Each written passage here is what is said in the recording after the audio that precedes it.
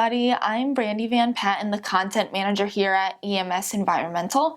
Today I'm continuing my conversation about Phase 1 and Phase 2 environmental site assessments with the president of EMS, Allan Blanchard.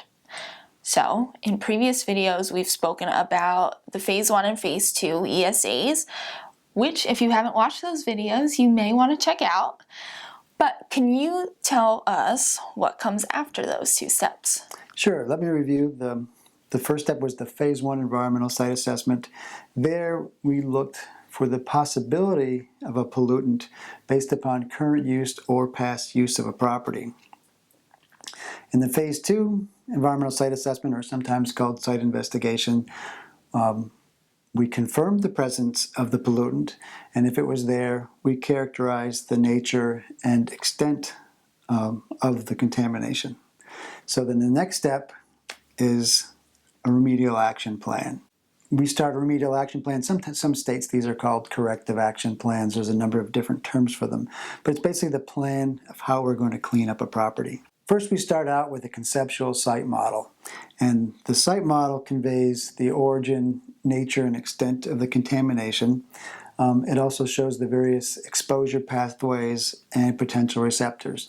Potential receptors could be wells, surface water bodies, or vapor intrusion, soil contamination that could be ingested, things like that.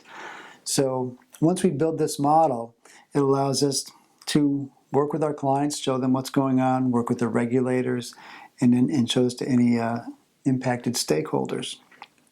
And then from there, we come up with a plan for a cleanup. If there are people that are imminently impacted, we may have to get very aggressive with the cleanup. If the client wants to reuse the property for something else and needs the cleanup to happen fast, we may also be aggressive. If no one is going to be impacted and you're in an industrial area, there are no buildings, there are no wells that might be impacted, or other natural resources, we may be able to do not so aggressive in the cleanup. More aggressive cleanups, more cost. And there's a wide range of technologies. Now sometimes we may need additional information for certain technologies. We'll call this a remedial investigation. Some states the remedial investigation is actually maybe done in the Phase 2 or in the site assessment. For remedial investigation, if we need more information, say on the naturally occurring bacteria in the sediments that will actually feed on contaminants, we may see what other nutrients those bacteria need to be stimulated to consume more of the contaminant. Or we may need information on other processes such as aquifer properties so that we can do a fate and transport analysis. All that information we would get in the remedial investigation. Once we drill down on more of the technologies we might use, we may have to do a feasibility study to determine if that technology is actually appropriate. For example, if we were going to use chemical oxidation, well, how far would the oxidation material work from our injection points? And so we would do a feasibility study on that. Or we may do a pump test to see how much influence we could get with pumping. So once we do and since we like acronyms, we call that an RIFS.